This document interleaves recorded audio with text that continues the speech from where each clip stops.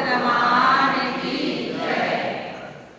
जय बोलो अनंतानंत सिद्ध परमेष्टि भगवान की जय बोलो चारित्र चक्रवर्ती आचार्य शांति सागर मुनि महाराज की जय बोलो आचार्य विद्यानंद मुनि महाराज की जय बोलो धीर सेन मुनि महाराज की जय बोलो आरिका स्मृतमती माता जी की जय बोलो आरिका भरतमती माता जी की जय बोलो कन्यारिका भरतमती माता जी की अरुण श्री चरणव नने वेणुनानुदीन चिनर चरणव ननवेनान अरगिरिगळु फलपुष्पवननेवंते अरगिरिगळु फलपुष्पवननेवंते श्रीहरिहं तरडिगळ नेनेवेनान श्रीहरिहं तरडिगळ नेनेवेनान। महानुभाव, जो लगातार 8 दिनों से सम्यक दर्शन के जो 8 अंग है या 8 गुण है निशंकित आदि, उसको क्रम से सुनते सुनते आज 8वां अंग प्रभावना अंग है। तो प्रभावना का अर्थ है धर्म का प्रभावना करना। देव गुरु शास्त्र के संबंधित जितना भी प्रभावना कर सकते हैं वो करना। अपने तन मन धन से समर्पित होके धर्म का प्रभावना करना प्रभावना अंग है। तो इस प्रभावना अंग में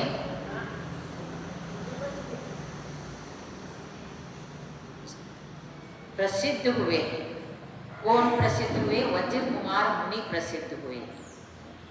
तो वज्र कुमार मुनि किस प्रकार प्रसिद्ध हुए हैं, इसको आप अच्छी तरह से समझ लेंगे तो पता चलेगा कि कैसे प्रभावना किया जाता है। वैसा तो हस्तिनापुर,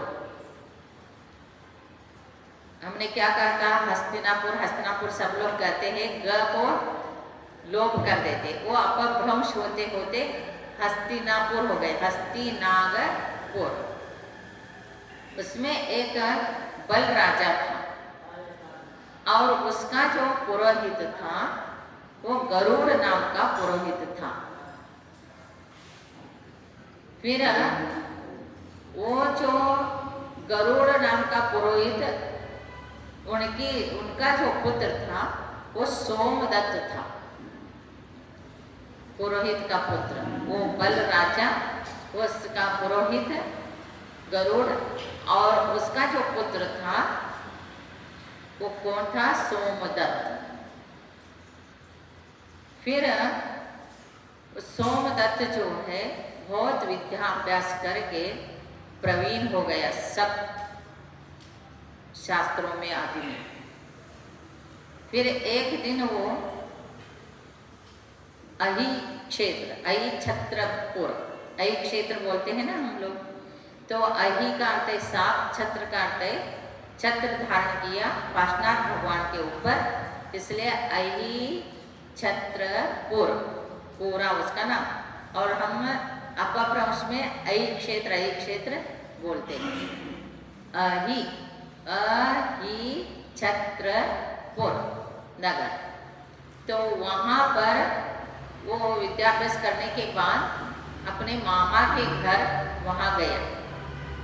उनका मामा सुभूति, और उस सुभूति मामा को कहा कि मुझे जो है राजा के पास जाना है। दुर्मुख नाम का राजा था, उनके पास मेरे को मिला, लेके जाओ। वो बहुत गर्व से युक्त था उसका मामा सुभूति। वो कितना भी कहे तो नहीं लेके गया, उसको नहीं लेके गया। तो ये बहुत जिद्दी था, उसके मन में था कि मुझे तो वहाँ जाना ही है। तो ये अपने आप में राज्यसभा में पहुँच गया और वहाँ पर शास्त्र के निपुणता दिखाकर अर्थात शास्त्र की निपुणता प्रकट कर वो राजा को प्रसन्न किया और राजा ने इसके ऊपर प्रसन्न होकर मंत्री पद दे दिया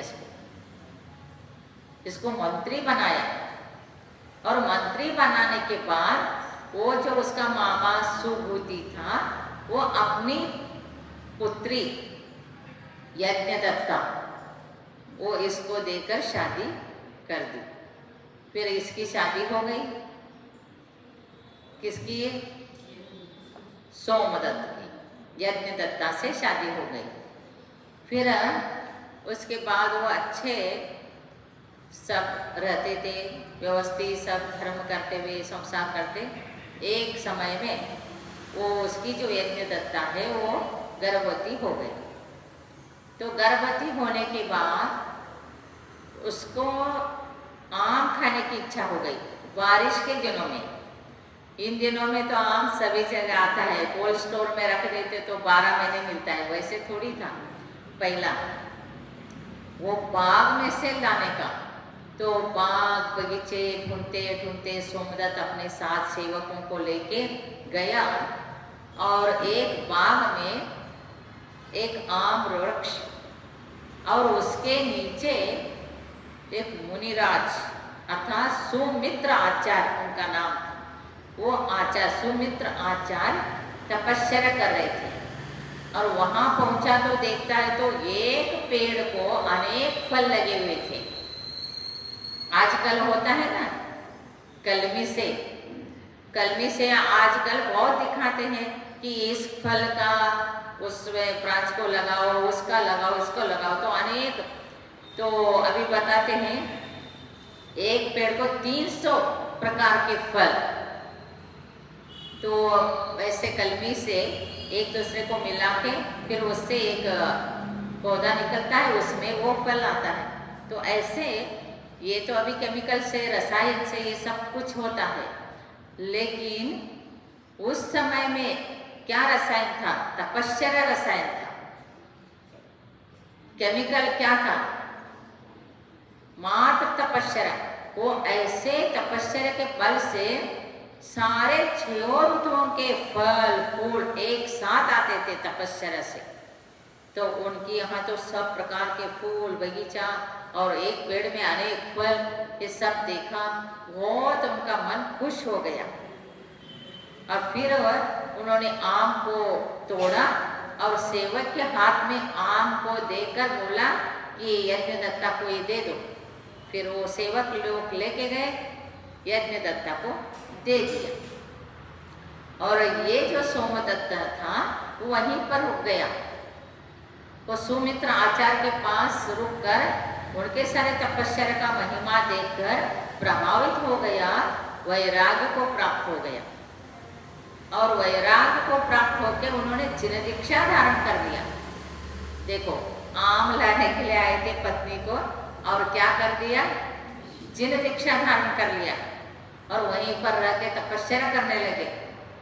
फिर उसके बाद ये जो वहीं पर तपस्या करते करते नाभिगिरी पर्वत पर आतपन योग धारण कर लिया, क्योंकि बहुत ज्ञानी भी थे, तपस्वी थे। तो नाभिगिरी पर्वत पर आतपन योग धारण करके वो तपस्या करने लगे। और इधर यज्ञदत्ता ने पुत्र को जन्म दिया। और पुत्र को जन्म देने के बाद उसको तो समाचार पता चल गया कि अपने पति जो है मुनि बन गया, ऐसे उसको मालूम हो गया। वो सोचते कि मेरा जो पति है वो मुनि बन गया।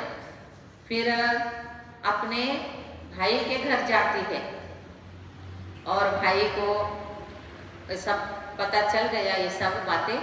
फिर वो बच्चा जो था छोटा, वो शुद्धिकरण होने के बाद वो भाई को लेके, परिवार को लेके, बच्चे को लेके वहाँ नाभिगिरी पर्वत जहाँ पर आतपन योग कर रहे थे वहाँ पर पहुँच जाती है। और उनको देख के इसको बहुत गुस्सा आता है, क्रोधित होती है। और उस क्रोध में ये क्या करती है, बच्चे को उनके चरणों में रखती है। उस बालक को चरणों में रखा और निकल पड़े, सब लोग चले गए। और इतने में ही एक विद्याधर आया, दिवाकर देव करके उसका नाम था विद्याधर का। वो अकस्मात वो भी अपने भाइयों से नाराज हो गए, भाइयों ने उसको बाहर निकाला था। तो उसने बोला अपने मन शांति के लिए तीर्थ यात्रा, गुरुओं की यात्रा दर्शन करने के लिए चलो करके वो निकला था। वो अपने पत्नी के साथ, वो दिवाकर देव जो है, विद्याधर जो है, दिवाकर देव उस विद्याधर का नाम, तो वो आया। और वो आता है, इतने में मुनिराज दिखाई दिए, तो वो उतरता है पुष्पक विमान से और दर्शन करके देखता है तो उनके चरणों में नन्हा सा बालक। उसको देख के मन बहुत प्रसन्न हो गया, खुश हो गया, और वो बालक को उठा के वो पत्नी को दे देता है। वो पत्नी विद्याधर है दोनों, फिर वो लेके गए आकाश मार्ग से अपने घर में, उसका पालन पोषण अच्छी तरह से शिक्षण सब करने लग गए। सब करते करते अच्छा उनका शिक्षण भी हो गया। तो उसके बाद जब ये इसको लेके गए थे बच्चे को, उन्होंने उसका नाम रखा था वज्र कुमार, ऐसे उसका नाम रखा। फिर वो सब अच्छा पढ़ाई में सब पारंगत हो गया। और एक दिन ऐसे ही पूछता है कि किनको पूछता है, वो अपने पिता से पूछता है कि वास्तविकता से बताओ मैं किनका पुत्र हूँ। तो फिर वो तो विद्याधर है, ये तो ऐसे भूमि गोचर थे। फिर बोला कि जब तक वास्तविकता सच्चाई नहीं बताएंगे तब तक मैं खाना नहीं खाऊंगा, ऐसे उन्होंने कह दिया। फिर कहने के बाद उन्होंने सब बता दिया, सच्चाई उनको बताई। और बोले कि चलो सोमदत्त आपके पिता मुनि बने हैं और अमुक जगह में वो तपस्या कर रहे हैं, तो वहाँ पर ये पहुँच जाते हैं। और वहाँ कहाँ पर पहुँचे, मथुरा। फिर मथुरा पहुँचने के बाद वो तपस्या कर रहे थे, तो वहाँ दर्शन करके इसका भी मन बहुत प्रसन्न हो गया। लेकिन ये भी अपने भाई परिवार के साथ भले गया था, जहाँ पर पालन पोषण हुआ था, वहाँ से सब लोग आए थे, दिवाकर देव उनके और भी भाई सब आए थे। फिर वो पिता तपस्या कर रहे थे, वहाँ देखा और सबको भेज दिया। वो नहीं जा रहे थे, इनको लेके ही जा रहे थे, लेकिन ये मना कर दिया इसने, नहीं मैं नहीं आऊँगा, तुम जाओ। फिर ये दीक्षा ले लिया इसने, दीक्षा लेके तपस्या करने लग गए। और जब ये तपस्या करने लगे, इतने में हुआ क्या, और एक घटना घटती है मथुरा में। तो मथुरा में पूतिगंध नाम का राजा था। कौन से राजा, पूतिगंध। फिर वो राजा बहुत अच्छा धार्मिक वगैरह था। उनकी जो रानी का नाम था उर्विला, उर्विला रानी, वो बहुत धार्मिक थी। आषाढ़, कार्तिक, फाल्गुन, इस तीनों अष्टानिक में वो विधान करती थी सिद्ध चक्र पाठ का। और अष्टानिक पर्व होते ही, समाप्त होते ही वो रथोत्सव करती थी। प्रत्येक अष्टानिक के बाद रथोत्सव बहुत धूमधाम से करती थी और बहुत अच्छी तरह से दोनों धार्मिक थे। पूतिगंध भी और उर्मिला भी बहुत धार्मिक से सब अच्छा करते थे। और जब ऐसे ही वो रानी के मन में विचार आया कि जब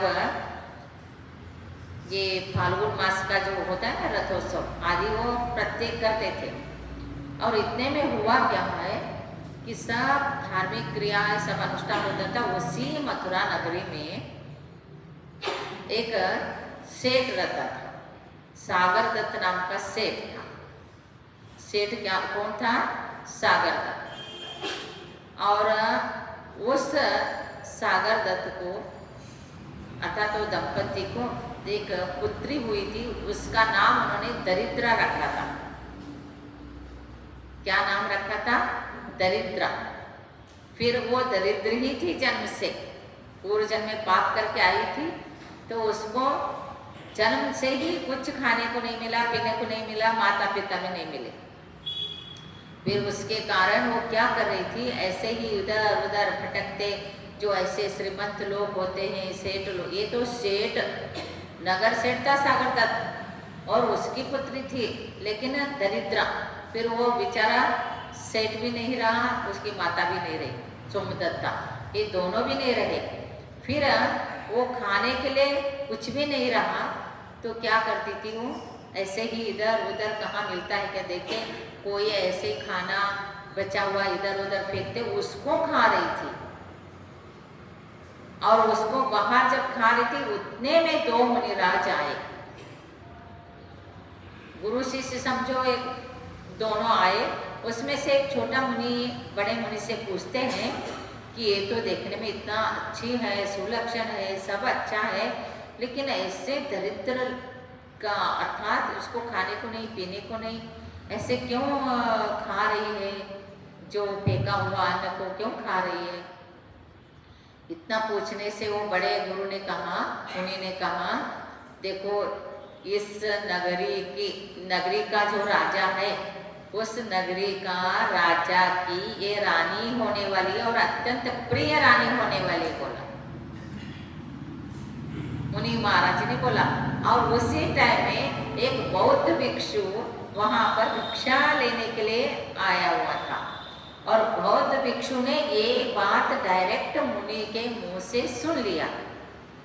और सुनते ही उसके मन में विचार आया, जो जैन साधु होते हैं, मुनि होते हैं, वो जो कहते हैं वो सत्य होता है, वो कभी झूठ बोलते नहीं। इतना तो उनको मात्र सबको भी मालूम होता है जैन लोग क्या है, जैन गुरु क्या है, फिर भी वो जेलस से परेशान करते। लेकिन उसने क्या किया, बुद्ध साधु ने इसको सुन के, ये तो अच्छी है ही लड़की, और ऐसे तो खाने को नहीं, पीने को नहीं, तो उसको क्या किया, अपने आश्रम में पालन करने का ऐसे करके वो लेके आया उसके स्थान में। तो लेके आया, वहाँ अच्छी तरह से उसका पालन पोषण करने लगा। वो थोड़ी बड़ी भी हो गई, सब हो गई। और एक बार वैसे ही बाहर, कुटिया के बाहर झूला झूल रही थी, और वो पूतीगंध जो है बाहर ऐसे ही वॉक के लिए आते हैं ना, सब घूमने के लिए आया। और आया तो उसको देखा, उसने देखकर उसका मन मोहित हो गया उसके प्रति, और मोहित होने से अपने सेवक मंत्री जो साथ में थे, तो उनको कहने लगा घर में आके, उस कन्या से मेरे को शादी करनी है। फिर वो सोचने लग गए, फिर विचार किया, तो अब तो राजा को किसी भी प्रकार से चैन नहीं मिलेगा, उसको शादी करना ही है उसी से। फिर वो जाके उस साधु से, बौद्ध साधु जो पाला था, उनके पास गए ये लोग और पूछा, तो ऐसे ऐसे राजा की इच्छा है इस कन्या से शादी करने की। तो उन्होंने बोला उस राजा को, बोलो हमारे बौद्ध धर्म स्वीकार करेंगे तो ही मैं कन्या देता हूँ, नहीं तो नहीं, ऐसे बोला उसने। फिर कन्या से शादी तो राजा को करनी थी, इसलिए यस कह दिया राजा ने। जो कंडीशन है, जो कह रहे हैं वो सब मान्य है, ओके कर दिया उसने। तो ऐसे करने के बाद शादी हो गई, अच्छी तरह से रानी बनके राजा के साथ रहने लगी। ये उर्मिला तो रानी, बड़ी रानी है और बहुत धार्मिक है। फिर अच्छी तरह से रह रहे तो कोई बात ही नहीं थी। फिर एक दिन ना फाल्गुन मास का अष्टमी आया, अष्टमी के समाप्ति के बाद रथोत्सव का समय आया, और रानी ने सब हर टाइम में जैसा रथोत्सव धूमधाम से करती है वैसे करने के लिए सब तैयारी करने लगी। तो ये उसको पता चल गया, जो बौद्ध बन के आई थी रानी। फिर जैसे ही पता चला, उसने राजा को कहते हैं कि मेरा बौद्ध रथ पहला चलेगा, ऐसे वो बोलती है राजा। राजा ने बोले चलेगा, कोई बात नहीं। फिर ये जैसे ही उर्मिला को पता चला तो उर्मिला ने क्या कर दिया कि अन्न जल त्याग कर दिया। जैन धर्म का श्रेष्ठ धर्म सत्य धर्म और जैन धर्म का रथ ही पहला चलेगा। फिर जब पहला चलेगा तो ही मैं अन्न जल करूँगी, लेऊंगी, नहीं तो नहीं। फिर इसको प्रतिज्ञा करके वो दर्शन के लिए बाहर निकलते, वही मथुरा में ही नगरी में ही आए थे। वो कौन आए थे? सोमदत्त और वज्रन मुनि, वज्र कुमार मुनि वहीं पर थे, वो तपस्या करते, वहाँ पर ये गए और वहाँ पर जाकर वो गुफा में बैठे थे, वहाँ दर्शन किया और अपने समस्या उसने बता दिया, ऐसे ऐसे हुआ, ऐसे ऐसे हुआ और मेरे रथ ही पहला चलना चाहिए। गुरु से आशीर्वाद लेने लगी। इतने में वो जो दिवाकर देव वज्र कुमार को पाला था वो अपने परिवार सहित वहाँ आया, बहुत लोगों को लेके, अपने बेटों को लेके आया और यही चर्चा चल रही थी। तब वहाँ पर आया तो वज्र कुमार ने उस विद्याधर को कहा कि ये उर्मिला रानी का रथ ही पहला चलेगा और तुम तो विद्याधर है, विद्याओं से तुम ये प्रभावना करो और ये दिखाना, श्रेष्ठता दिखाना, ये बौद्ध हो या कोई भी हो, उनको जैन धर्म का जो प्रभावना है, श्रेष्ठता है, वो दिखाना। तो गुरु आज्ञा को मानकर वो लोग गए नगर में और रथ को तैयार कर दिया और उसके जो रथ था उसको तोड़ दिया, उसको चूर चूर कर दिया और अपने रथ को लेके चले। आकाश मार्ग से रथ जा रहा है, विद्याधर है वो। फिर अंतर ऐसे आकाश मार्ग से जैसा चलाने लगे, फिर आगे सब लोग चलाया।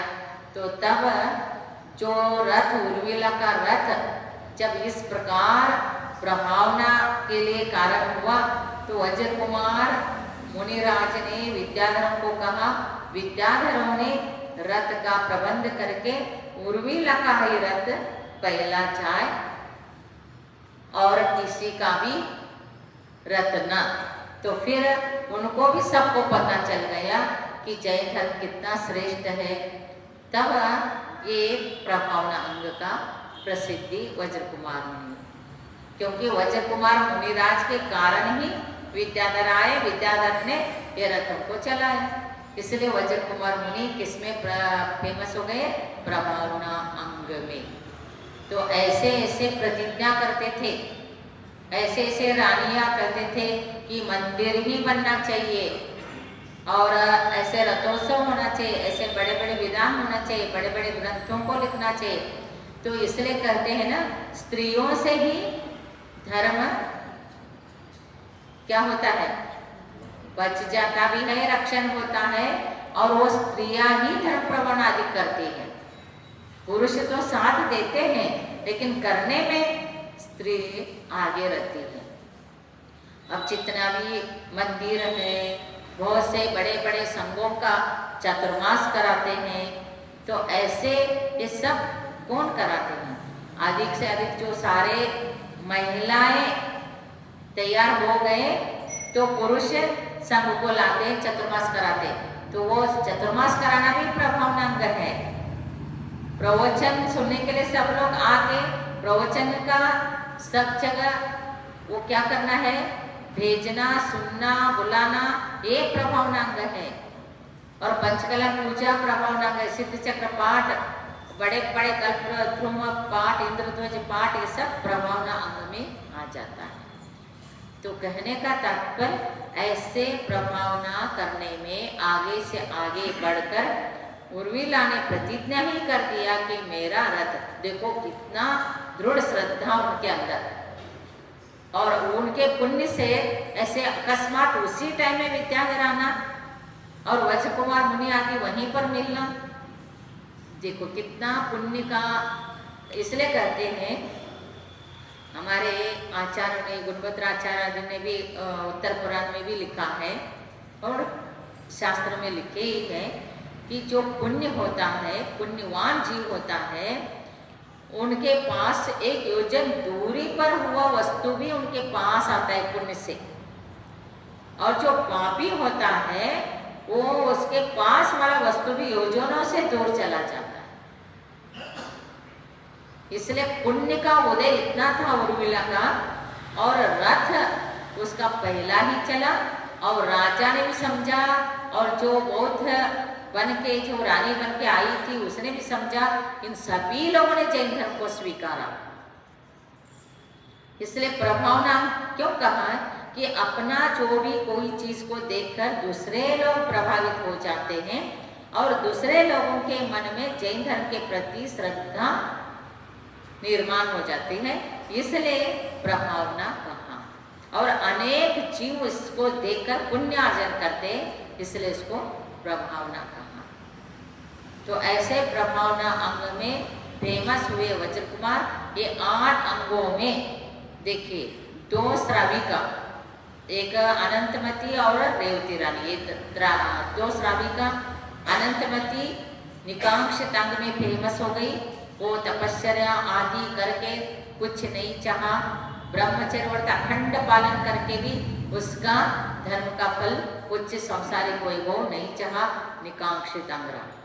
और रेवती रानी अमूढ़ दृष्टि में, मूर्ता नहीं रहा, भले ही कोई ब्रह्म मंदिर, नाग मंदिर, शंकर मंदिर, ये सब निर्माण करके समोशन का भी तैयार कर दिया, लेकिन वो कहीं भी नहीं गई। और जो वही क्षुल्लक परीक्षा के लिए, जब वो क्षुल्लक बन के आहार के लिए आता है तो आहार देती है। आहार तो दिया उसने, लेकिन समोशन रचना हो गई तो भी नहीं गई। तो इसलिए सम्यक दर्शन में और अमूढ़ दृष्टि, क्योंकि उसको मालूम है 24 तीर्थंकर होते, 25 वाले नारायण कितने होते हैं, 9 नारायण होते, 9 बलभद्र होते, 9 प्रतिनारायण होते, और 11 ही रुद्र होते। ये सब मालूम था, ये हो चुके थे, इसलिए वो कितना भी शंकर का मंदिर बने, क्या बने, वो नहीं गए, क्योंकि वो तो उसको सब मालूम है।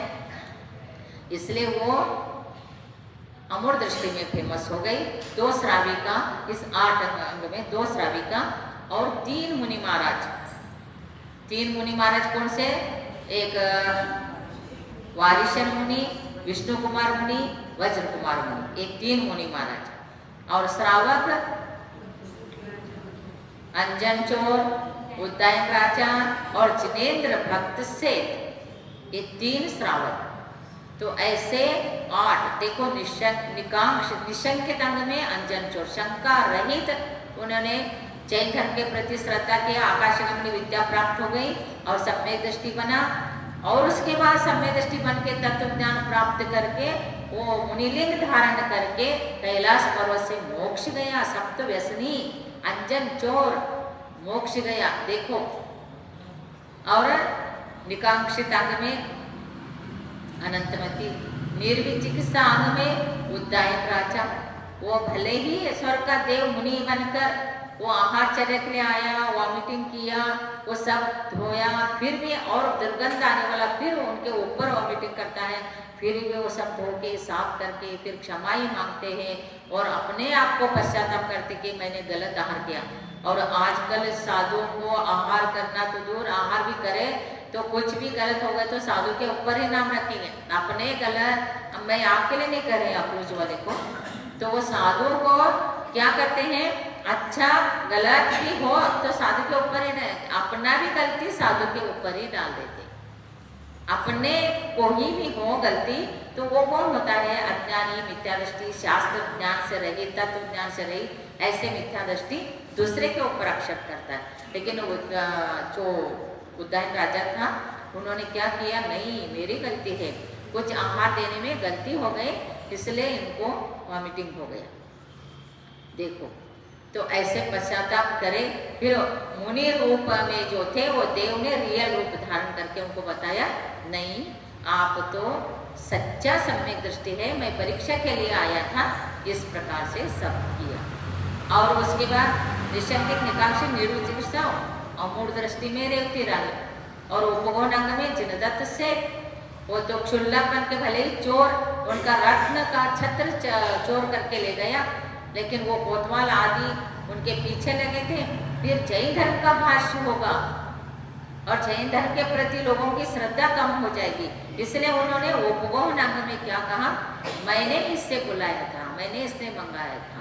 तो वो छत्र रत्न का कुंती का रत्न जड़ित छत्र को अपने पास रख लिया और उनको कोतवाल आदि को भी भगा दिया और रात में वो क्षुल्लक को भी चोर को भी भगा दिया। लेकिन उन्होंने कितना अच्छी तरह से ढंग से उपवन किया।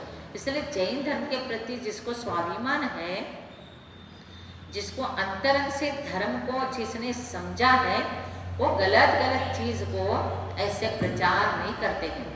उससे क्या होता है, लोगों के मन में धर्म के प्रति अश्रद्धा हो जाती है और अश्रद्धा होने के कारण अपने को ही पाप लग जाता है। जो अकेले किया है उसको एकांत में उसका दोष को दूर करो। अकेले उसके कोई दोष है तो उसको प्यार से बताओ, समझाओ, ऐसे ऐसे आपसे ये गलती हो गई या ऐसे नहीं होना चाहिए, बताओ, कोई बात नहीं। वो प्रेम से, वात्सल्य से, आत्मीयता से बताओ। वो तो उपगौण अंग में कोई बाधा नहीं, क्योंकि वो आप सुधार ही रहे हैं। लेकिन अपप्रचार मत करो। गलत गलत प्रचार करे तो वो धर्म का भी नाश हो गया और आपको भी पाप का बंध हो गया और भवांतर तक उसका फल भोगना पड़ता है। और जो गलती नहीं है तो भी बताया तो कितना पाप का बंध हो गया। इसलिए उपगौण अंग में ये कहा। और जो सामाजिक परेशानी आ जाती है, कोई ऐसे ही गलत गलत प्रचार कर रहा है, कोई अपने परंपरा, अपने जो परंपरा है उसको छुपा के गलत परंपरा को उठा रहा है, प्रचार कर रहा है, उसको आप सामने से सब मिलके विरोध करो, क्योंकि वो धर्म का हानि है। जहाँ पर धर्म का हानि हो रहा है सामूहिक उसका गलत कर रहे हैं आप, ये परंपरा नहीं है और ऐसे नहीं है, ऐसे बताओ। और शास्त्र में भी गलत लिखना, गलत प्रचार कर रहे हैं, उनका भी सामने से विरोध करो, तो धर्म का रक्षण ही होगा। तो इसलिए ऐसे करना, तो उपगौण अंग में धर्म का रक्षण होता है, धर्म के प्रति गाढ़ श्रद्धा। और उपगौण अंग के बाद स्थितिकरण अंग है, और स्थितिकरण अंग में वारिष्यन्य पुष्प डाल को जैसा ही वो विचलित हो रहे थे अपने एक अकेली, और कौन थे वो, कहानी उसको अच्छी तरह से दिख भी नहीं रहा था, ऐसे एक आंख से कहानी थी, उसके ही ध्यान किया 12 साल। फिर जैसे वारिशन को पता चला, अपने 32 रानियों को भी बता दिया, अपने राज वैभव भी बता दिया, और आपको इस वैभव को भोगना है तो भोगो को बोल दिया।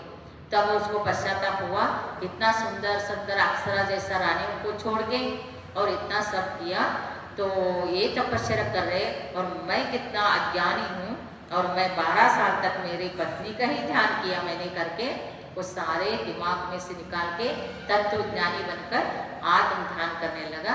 इसलिए वारिशन मुनि स्थितिकरण अंग में प्रसिद्ध हो गए। और उसके बाद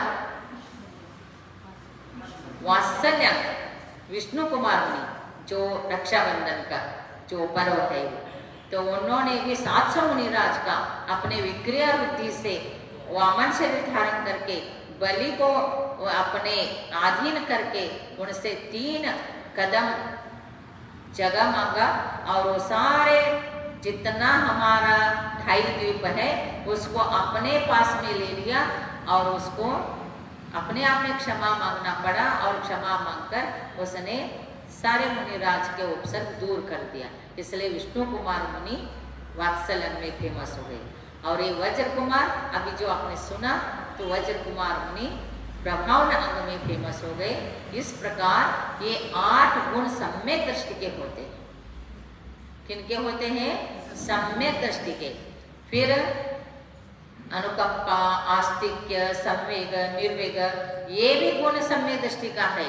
अनुकंपा भाव, दया भाव, वात्सल्य भाव सबके प्रति, और संवेग भाव तो अपने कर्मों का फल भोगते हैं तो उससे विरक्ति भाव, और निर्वेग भाव संसार से विरक्ति, संवेग कर्मों का फल पाप फल भोगते हैं उससे दूर हटने के लिए कर्मों का फल कितना पाप भोगना पड़ता है, ऐसे करके संसार से विरक्ति होना, निर्वेग भाव, सब प्रकार से अंतरंग बहिरंग परिग्रह से निवृत्त होना, निर्वेग भाव, आस्तिक भाव, जो सारे चीज अपने शाश्वत है, गुण शाश्वत है, द्रव्य शाश्वत है, पर्याय नाशवान है, और द्रव्य गुण पर्याय सहित आत्मा को जानकर और आत्म तत्व पे श्रद्धा करना। इसलिए कहा है ना कि प्रवचन सार में क्या कहा है, 80वां नंबर गाथा कुंद आचार्य लिखित प्रवचन सार, जो जानदि अर्हंतानंदवत्त गुणत पज्जयते सो जानदि अपान मोह खलु जादि तत्सलयम्। जो अरहंत भगवान को द्रव्य गुण पर्याय से जानता है वही अपने आत्मा को जानता है। जो अपने आत्मा को जानता है वो उसका मोहिनी कर्म नाश होता है और वही सम्यक दृष्टि बनता है। और जो सम्यक दृष्टि बन गया तो अष्टांग का धारी बनता है, निशंकित आदि गुण प्राप्त होते, 25 मलदोष से रहित होता है। 25 मलदोष मालूम है ना, 6 अनायतन है और शंकादि 8 मलदोष है और ज्ञान मल आदि 8 मल दोष में से गर्व, 8 मद रहित, 8 मल दोष रहित, 6 अनायतन रहित जो होता है 3 मूर्ता, इनसे रहित जो 25 मल दोष से जो रहित होता है और 8 गुणों से सहित होता है, सम्यक आदि गुणों से जो सहित होता है वो सम्यक दृष्टि है। ऐसे हमें सम्यक दृष्टि बनना है और ये सारे चीज है क्या नहीं देखना और फालतू किसी भी मतलब के बेमतलब की किसी को मिथ्या दृष्टि बोलना, किसी को गलत बोलना, किसी को सही बोलना, ये नहीं करना। अपने आप को देखना, अपने ही थर्मामीटर अपने को लगाना है। हमारे अंदर कितना श्रद्धा देव शास्त्र के प्रति है, आत्मा के प्रति है, हमने कितना तत्व को जाना है, हमारा भाव क्या है, सबके प्रति सम्यक दृष्टि होता है तो चाहे वो सामने ही गलती कर रहा है तो भी वो कुछ भी नहीं बोलता है। कन्नड़ में कहते हैं ना, कन्निंदा नोडिदरो किविंदा केडिदरो बाइंदा नुडियबारदो।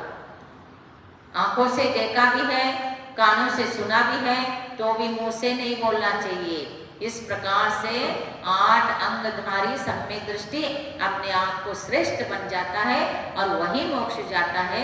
ऐसे वैसे लोग मोक्ष नहीं जा सकते हैं, ऐसे वैसे लोग भी दीक्षा नहीं धारण कर सकते हैं और बहुत पुण्यशाली लोग त्याग करते हैं। और ऐसे भगवान की कृपा दृष्टि से हमें उच्च कुल मिला है, मनुष्य पर्याय मिला है, सब अंगोपांग उत्कृष्ट मिला है, विवेक है, बुद्धि है, गुरु मिलते हैं, शास्त्र मिलते हैं और भगवान मिले हैं।